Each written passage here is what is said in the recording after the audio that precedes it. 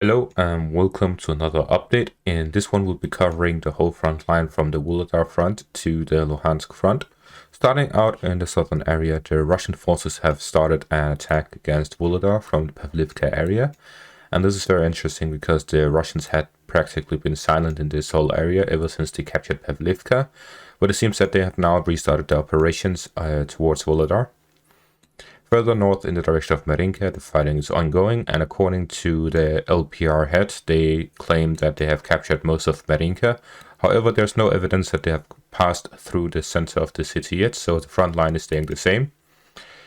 As for the Pervomaiska area, the fighting is ongoing with no noticeable changes. As for the Bakhmut front, starting out in the Klishchiivka area, we see that the Russian forces continue and have advanced further towards the trench network to the southwest of Klishchiivka. That means they have engaged the Ukrainian forces to the west of Klishchiivka. At the same time, the newest radar map shows a different map of Klishchiivka.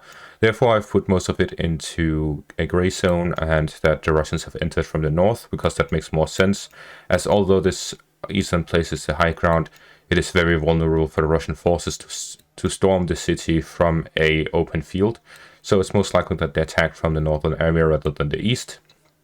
And therefore I have adjusted the map, and the fighting continues to the trench network to the north of the city. As for Bakhmut itself, the fighting continues to the south in the area of Upitne, as well as to the east in the residential area, where the Russian forces are trying to gain more control over the industrial area to the center east of the city. As for the northeastern part, the newest update suggests that they have entered the residential area and are fighting further within the city of Bakhmut. And to the west of Pitvorodne, the fighting continues. As for the Blahodatne Pereskovivka area, I'm not exactly sure how the front line looks. There seems to be a lot of reports, but the important part is that the fighting is ongoing within both of these villages, which indicates that the Russian forces are trying to get control over this highway. But how much control they actually have, it is difficult to tell, as there's been no video evidence of exactly where they are from either side. As for the Soledar front itself, it seems that the Russian forces have captured all of the central part of the Soledar area and that they have surrounded a bunch of Ukrainian soldiers.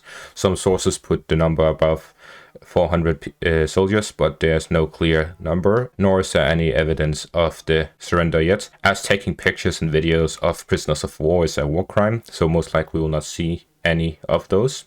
And the fighting continues here to the west of Soledar, as well as the Silch area. Also, if you do not believe that the Russians have captured Soledar, then I have evidence from the Ukrainian General Staff, who reported in the past 24 hours all of the places they fought the Russian forces, and they do not mention Soledar, therefore they have not repelled Russian forces in Soledar. So that means that they either recaptured all of Soledar or they have lost Soledar. And as we can see, they have lost Soledar. And finally, to the northern area around the Luhansk front, we see that the Russian forces have restarted attacks against Verno-Kamyanske, as well as Bilohorivka in this Siversk front. And interestingly, Wargonso claims that Russian forces are attacking Dubrova, while at the same time the Ryber reports that the Dubrova is still under Russian control. So I've put a question mark here, as I'm not sure which to trust. Is it the Russian forces attacking Dubrova, or are they just attacking in the vicinity of Dubrova? So does the Russians still hold Dubrova or not? I'm not sure. Further north, we see that the Russian forces are continuing their attacks to the west of Chernopolpivka. And it's very interesting because Wargonso also claims Chernopolpivka is under Ukrainian control. So we have these two villages that Wargonso claims is Ukrainian and Ryber claims is Russian.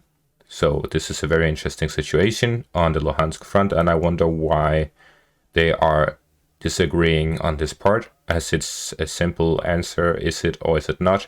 Sadly, I cannot give you the answer.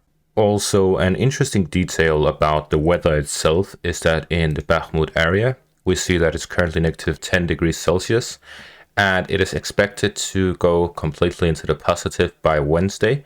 And I do not believe that ground will turn muddy before Wednesday, despite the temperatures reaching positive degrees already this Friday. Because first of all, it'll still be negative at the nights. Second of all, it's all going to be dry. And even though it goes positive, it's in the 1st and 2nd degrees. By Tuesday it will be 4 degrees, however it will be sunny out. This means that generally there will not be enough moisture in the ground for the ground to turn muddy. But by Wednesday there will also be rain as well as 6 degrees Celsius, so by then I would assume it will start to become muddy. But before that it will not. This means that the Russians have about 1 week more of frozen ground for them to attack Bakhmut with. So I expect for there to be more advances by the Russian forces within this next week. And that's going to be all for this update. Thank you all for watching and have a great day.